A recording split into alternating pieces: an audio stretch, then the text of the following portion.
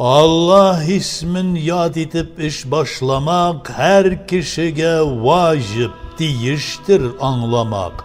Bulsa Allah bilen her bir işin boşqa gitmez tügilgen her bir kişin.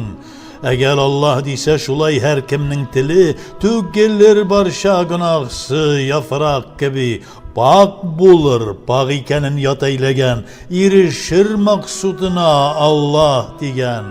Şın köngülden kiligiz Allah deyik, gözümüzden yaş tügüp hem ah deyik. Şulay kılsak boş koymaz Allah bizni, rahmeti köp, yarlıqar hemme bizni. Bu hususta köp sözünün haceti yok.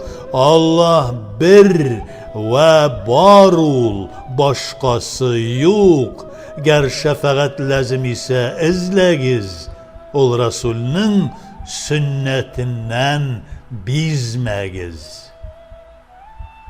Cuma günü mübarek bulsun.